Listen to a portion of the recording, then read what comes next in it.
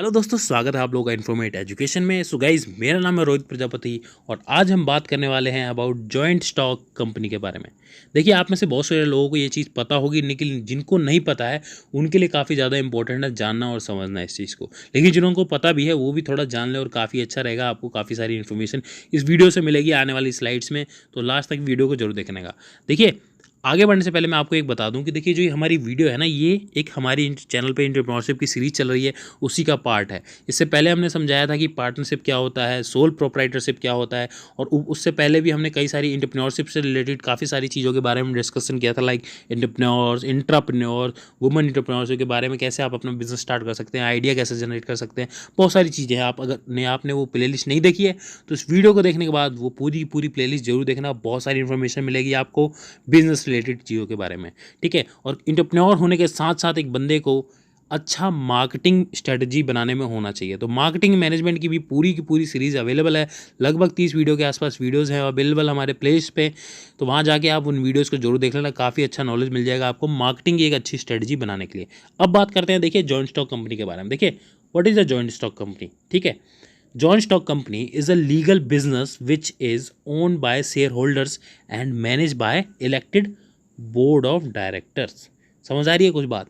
Joint stock company जो होती है ना, वो एक लीगल बिजनेस होता है। देखिए, रजिस्टर्ड होती है, गवर्नमेंट की नज़र में रजिस्टर्ड होती है, तो लीगल बिजनेस हो गया, है ना। तो लीगल बिजनेस हो गया which is owned by share holders. Share holders होते हैं उसमें बहुत सारे शेयर होल्डर्स। अब आप देखो, इसको एग्जांपल के तौर पे कैसे लगते हैं। जैसे देखिए, आप स्टॉक मार्केट में कई स्टॉक्स खरीदते होंगे, तो स्टॉक खरीदते हो तो वो शेयर्स आप खरीद रहे हो ना उस कंपनी के, तो आप हो गए उसके शेयर होल्डर्स। शेयर होल्ड कर रखे आपने, उसके शेयर ले रखे हैं आपने, ठीक है। तो आप उस कंपनी के एक तरीके से ओनर हो गए। लेकिन जितने ज़्यादा आप शेयर खरीदोगे उतना ज़्यादा बड़ा परसेंटेज का आप उसके ओनर बनोगे, ठीक है। तो वो कंपनी होती है जॉइंट स्टॉक कंपनी, जो कि एक शेयर होल्डर के द्वारा ओन करी जाती है, ठीक है। बात समझ आ रही है, ठीक है। And manage by elected board of directors. अब वहाँ पर बोर्ड ऑफ डायरेक्टर्स इलेक्ट किए जाते हैं। कई सारे डायरेक्टर्स होते हैं जिनको मिला के हम कहा जाता है कि बोर्ड ऑफ डायरेक्टर्स हैं। वो उनमें से बहुत सारे लोग होते हैं, अलग अलग डिपार्टमेंट से होते हैं, अलग अलग स्पेशलाइज्ड फील्ड से होते हैं, ठीक है। और वो भी हो सकते हैं जो कि उनके शेयर होल्डर्स हैं, ठीक है। तो ये डिपेंड करता है पूरा का पूरा एक कंपनी का सिस्टम कैसे क्रिएट हुआ है, और गवर्नमेंट के जो भी रूल्स रेगुलेशन है उसके हिसाब से बोर्ड ऑफ डायरेक्टर चूज किए जाते हैं। वो एक अलग पैरामीटर है उसको डिस्कशन करने का, ठीक है। तो ओवरऑल आपको अब समझ आ चुका है कि एक जॉइंट स्टॉक कंपनी होती क्या है, ठीक है। जैसे कि मैंने समझाया कि क्या होती है, दोबारा एक बार मैं बता देता हूँ ताकि आपको अच्छे से समझ आ जाए।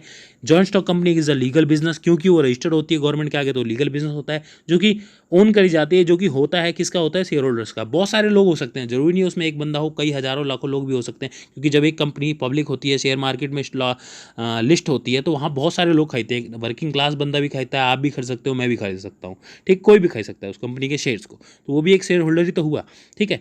And manage by elected board of director. Board of director के द्वारा वो मैनेज किया जाता है, जिसमें बहुत सारे स्पेशलाइज बंदे होते हैं, अलग अलग डिपार्टमेंट और अलग अलग फील्ड से, ठीक है। तो ये हो गया जॉइंट स्टॉक कंपनी। अब बात करते हैं इसके फीचर्स क्या हैं। देखिए, लगभग वैसे ही फीचर्स होते हैं जैसे मैंने आपको एक्सप्लेन किया था अभी। एक सेपरेट लीगल एंटिटी होता है ये जॉइंट स्टॉक कंपनी। मतलब गवर्नमेंट के नज़र में वो जॉइंट स्टॉक कंपनी जब रजिस्टर्ड होती है तो वो एज अ पर्सन रजिस्टर्ड होती है, एक अलग ही सेपरेट एंटिटी रजिस्टर्ड होती है। मतलब उसे माना जाता है कि ये ऑर्गेनाइजेशन खुद में अपने आप में ही एक पर्सन है, ठीक है। वो मतलब इंटेंजिबल होता है, आप उसे छू नहीं सकते, आप उसे महसूस नहीं कर सकते, लेकिन आप उसे मतलब महसूस कर सकते हो, लेकिन आप उसे देख नहीं सकते, ठीक है। लेकिन वो होता है एज अ पर्सन, उसको माना जाता है in a government way, in a business terms में, ठीक है। एंड वॉलंटरी एसोसिएशंस होता है कैसे। देखिए, जो शेयर होल्डर्स होते हैं वो अपने जब चाहे उसके शेयर्स खरीदें, जब चाहे उसके शेयर्स बेचें, उसमें कोई वो नहीं होता, जोर ज़बरदस्ती तो है नहीं। तो वहाँ हो जाता है वॉलंटरी एसोसिएशंस। बहुत सारे शेयर होल्डर्स होते हैं, वो वॉलंटरी एसोसिएशन करके रखते हैं आपस में, तो इसे हम वॉलंटरी एसोसिएशन कहते थे। ये भी एक फीचर होता है जॉइंट स्टॉक कंपनी का। अब हो जाता है इसमें एक और फीचर आ जाता है, like company for ever until it wound up. मतलब ये जो जॉइंट स्टॉक कंपनी होती है ना, हमेशा के लिए होती है, जब तक उस कंपनी के डायरेक्टर्स वगैरह होते हैं, जो बोर्ड ऑफ डायरेक्टर्स होते हैं, जो ओनर्स होते हैं, मेन ओनर्स होते हैं, जिनके पास बहुत सारा शेयर होता है, और स्पेशली बोर्ड ऑफ डायरेक्टर उसे वाउंड ऑफ करने की ना सोचें, मतलब उसको पूरी तरह से बंद करने की ना अनाउंसमेंट करें, तब तक वो कंपनी चलती रहेगी। क्यों? देखिए, क्योंकि वहाँ पे ना शेयर होल्डर्स होते हैं, और शेयर होल्डर्स कभी कोई शेयर बेच देगा, कभी कोई शेयर खरीद लेगा, तो वहाँ पे कोई कमी नहीं होती। कंपनी अपने आप में एक अलग सेपरेट चीज़ है, बस उसके ओनर्स उसके शेयर को खरीदते रहते हैं, बेचते रहते हैं, वो चलता रहता है। लेकिन कंपनी हमेशा के लिए चलती रहती है, मोस्टली कंपनियाँ चलती रहती हैं। बहुत रेयर केस में जब बहुत ज़्यादा ही बुरा हाल हो जाए, कंपनी बिल्कुल चलाने लायक ना रहे, तभी उस कंपनी को बंद करने की नौबत आती है, नहीं तो कंपनियाँ चलती रहती हैं। ठीक है।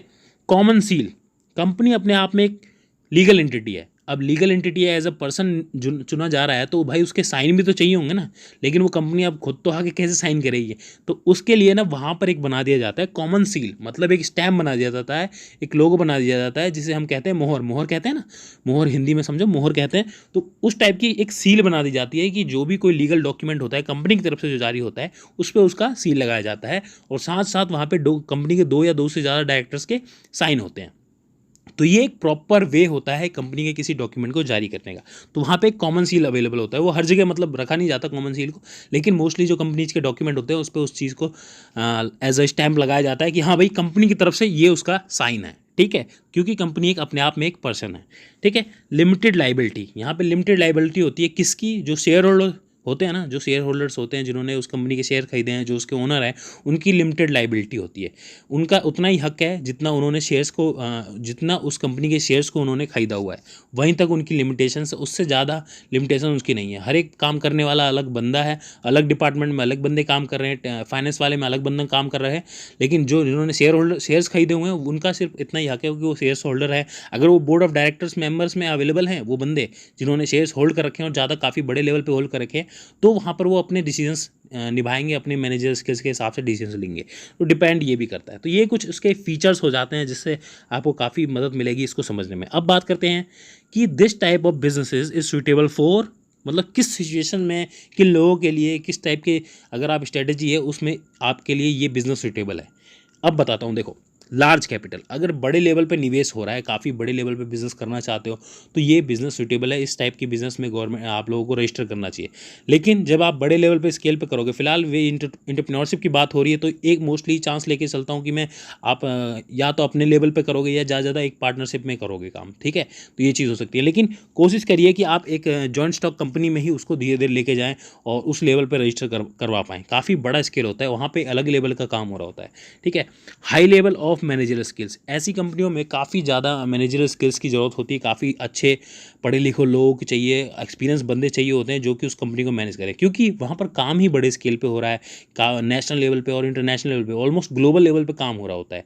तो वहाँ पर काफ़ी हाईली स्किल्स बंदे चाहिए होते हैं, मैनेजर स्किल्स की काफ़ी अच्छी ज़रूरत होती है। National and international level of business, जैसे कि मैंने बताया कि national and international level, almost global level पे काम हो रहा होता है। तो अगर आप इस टाइप का लेवल पे काम करना चाहते हो, इतनी ऊंचाइयों तक अपने बिजनेस को ले जाना चाहते हो, तो इस टाइप की ऑर्गेनाइजेशन में रजिस्टर करना तो ज़्यादा सही रहेगा आपके लिए। ठीक है। फॉर हाई रिस्क, जितना ज़्यादा कैपिटल, मतलब आप सोचते हो कि भाई मेरे को ज़्यादा प्रॉफिट कमाना है, जब ज़्यादा प्रॉफिट कमाना है ना, तो हाई रिस्क होता है, वहाँ पे रिस्क भी उतना ही होता है। तो जितना ज़्यादा रिस्क होगा उतना ज़्यादा ही प्रॉफिट होगा। तो इस टाइप के बिजनेसेस ही उनके लिए होते हैं जिनको हाई रिस्क लेना है, ज़्यादा से ज़्यादा बड़ा रिस्क लेना है। ठीक है। Large scale production and distribution चलाना, जिन ऑर्गेनाइजेशंस के प्रोडक्शन बहुत लार्ज स्केल पे हो रहे हैं ना, वो ऑर्गेनाइजेशन इस टाइप की होती हैं, जॉइंट स्टॉक कंपनी होती हैं। ठीक है। या फिर उनको बहुत बड़ा डिस्ट्रीब्यूशन चलाना, मतलब पूरा एक सिस्टम डेवलप कर रखा है उनको काफ़ी बड़े लेवल पे। जितनी भी इंडिया की बड़ी बड़ी कंपनी है, सारी की सारी जॉइंट स्टॉक कंपनीज है। ठीक है। तो गाइज, आशा करता हूँ आपको इसमें से काफ़ी कुछ जानने को लगा। मैंने ज़्यादा टेक्निकल टर्म्स में नहीं गया हूँ, रीज़न उसका ये है कि देखिए बहुत सारे लोग इसको वीडियोस को देखने वाले हैं, बहुत सारे ऐसे लोग होंगे जो कि कॉमर्स फील्ड से नहीं है, तो उनको सारी चीज़ें समझ नहीं आती है। तो मैं बेसिक भाषा में आपको समझाने की कोशिश कर रहा हूँ, क्योंकि ये हमारी एंटरप्रेन्योरशिप की सीरीज़ है। ऑलमोस्ट हर एक किसी को हम दिखाना चाहते हैं, समझाना चाहते हैं कि चीज़ें होती कैसे हैं, क्या चीज़ें होती हैं। ठीक है। तो आशा करता हूँ आपको इस वीडियो में से काफ़ी कुछ जानने को मिला होगा, समझने को मिला होगा। ऐसी ही बहुत सारी इन्फॉर्मेशनल वीडियोज़ के लिए हमारे चैनल को सब्सक्राइब कर सकते हो, बहुत सारी चीज़ें अवेलेबल है। और एक चीज़ और बता दूँ, देखिए, एक अच्छा एंटरप्रेन्योर होने के साथ साथ आपको अच्छी मार्केटिंग स्ट्रेटजी बनाने आनी जरूरी है। तो मार्केटिंग स्ट्रेटजी समझने के लिए हमारे चैनल पे पूरी एक प्लेलिस्ट अवेलेबल है, जहाँ पे 30 वीडियोस के आसपास वीडियोस अवेलेबल हैं। पूरी सीरीज़ है, उस वीडियोस को जरूर देखना, बहुत अच्छी आपको नॉलेज मिल जाएगी मार्केटिंग स्ट्रेटजीज बनाने के लिए। मिलते हैं गाइस अगली वीडियो में, तब तक के लिए नमस्कार।